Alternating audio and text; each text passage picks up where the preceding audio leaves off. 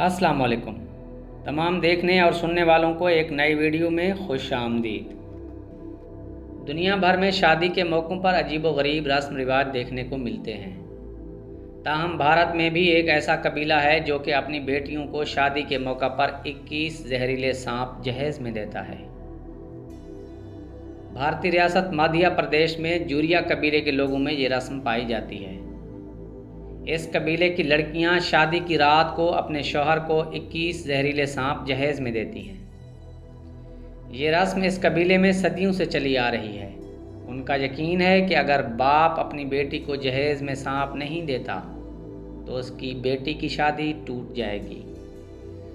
जैसे ही बेटी की शादी फाइनल होती है तो उसका बाप सांप पकड़ना शुरू कर देता है ताकि वो उसे तोहफे में अपनी बेटी के शौहर को पेश कर सके।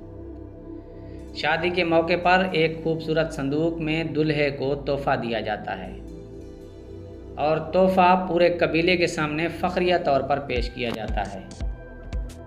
संदूक में किसी सांप का मर जाना बुरा शगुन समझा जाता है। इसका मतलब ये होता है कि ये शादी कामयाब नहीं होगी। अगर ऐसा हो गया तो लड़की के तमाम घर वाले सर मुंडाते हैं ताकि शादी को कामयाब किया जाए। जूरिया कबाइल इंडिया में जहरीले सांपों का शिकार करने में शोहरत रखते हैं। वो इन सांपों से अद्वियात और खाल से मसनूआत तैयार करते हैं।